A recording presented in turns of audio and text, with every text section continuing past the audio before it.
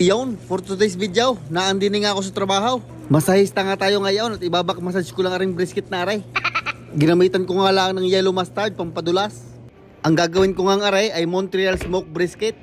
Lahat nga ng parte ay ilalagyan natin ng yellow mustard at yan ang magiging binder. Sunod, atin naman lalagyan ng pampalasa. Lalagyan ko lang ng tig 10,538 Montreal rub. Yang ilalim at saka yang ibabaw. Pag nalagyan na ng mustard at saka pampalasa, tutusukan na natin ng meat probe. Pinainit ko na nga ring smoker kaya pwede na natin ilagay aring brisket. Dini ko na ipipwisto sa ilalim at dini malakas ang init. Ang temperature nga ng ating smoker ay 225 degrees Fahrenheit. Bagos pupunta ako din sa tablet at iseset natin yung meat probe. Wireless meat probe nga yon kaya naka-bluetooth din sa app. Pinindot ko lang ang beef tapos yung boneless short ribs gawa ng walang nakalagay na brisket. In-start ko na nga at i-adjust na lang natin din ang temperature. Pinindot ko lang yung target temperature at ating papaltan. Gagawin natin 72 Celsius ang target temperature.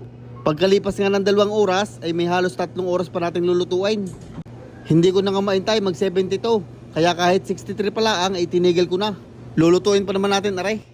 Nagready nga lang ako ng 2 butcher paper. At ilalagay natin din sa gitna aring smoked brisket. Isasara ko lang aring smoker para uminit ulit.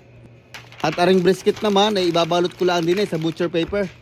Medyo may kalakihan nga aring brisket kaya 2 butcher paper ang gamit ko. Ang pagbabalot naman aray ay para nagbabalot lang ng Shanghai. Basta ang mahalaga ay importante. Maraming ang dahilan kung bakit binabalot aring brisket. Ang isa ay para mas maging juicy. Kukulungin dyan ng moisture. Ang isa naman ay para mas mabilis maluto. Ang isa pa ay para mas malambot. Pagkabalot ko nga sa brisket ay binalik ko lang yung meat probe. Inilagay ko nga din sa tray para madaling ahunin mamaya. At saka para hindi matapon ng juice. Balik nga tayo din sa app ng meat probe. At papalitan ulit natin ang temperature. Ang panibagong target temperature ay 84 Celsius. 84 Celsius lang gawa ng i-slice pa namin na rin. Pero kung kakainin nyo na agad ay dapat umabot ng 93 to 96 Celsius. O nasa 200 to 205 Fahrenheit. 83 Celsius na nga. Hindi ko na nga maaantay arit. Ako'y lalabas na kaya aahunin ko na. Yung iba ang ginagawa, pagkaluto nga nila sa smoker na rin, diretso na lang ilalagay sa cooler. 1 oras daon tapos isa ka pagagayatin. Ginagawa iyon para maging juicy at tender ang brisket. Idediretso ko na nga sa walk-in fridge para mag-cool down na agad.